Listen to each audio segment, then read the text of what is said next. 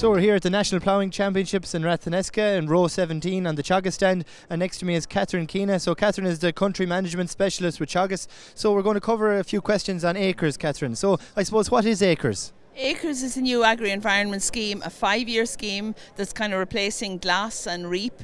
So farmers can join now, and there's two different options depending on where the farm is. There's an acres CP, which is cooperation project, which is for very specific areas, mainly uplands and special areas, mature areas.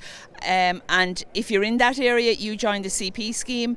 If you're outside it, you join the acres general scheme. So two different schemes within acres. Okay, and I suppose, what are some of the actions that your average suckler beef farmer can make in terms of grassland or stone walls, and what are the actions that most farmers could choose from? Well, I suppose there's three types of farmers. You'll have extensive grassland farmers and intensive and tillage farmers. They would be three very different, taking very different actions, because there's maybe 25 or 30 actions there, and there's something for everybody. So let's take the extensive grassland. They would be generally going for the extensive grazing at €200 a hectare, or the low input grassland, which will be scored, and the payment will depend on the quality from a biodiversity point of view. So it can be up to €450 per hectare.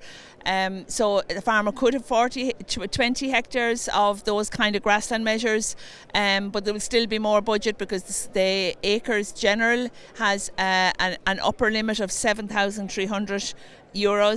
So there will be room for other measures, such as maybe watercourse margins, grass margins, trees, hedges.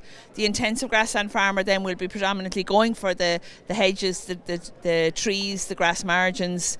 Certainly where there's watercourses, water is really important. And where can farmers get more information on acres if they wanted to find out more? There's lots of information on the department website, on the Teagasc website, but also to talk to your advisor. That's the most important at this stage, because there will be pressure on advisors. Perfect. Thanks very much, Catherine.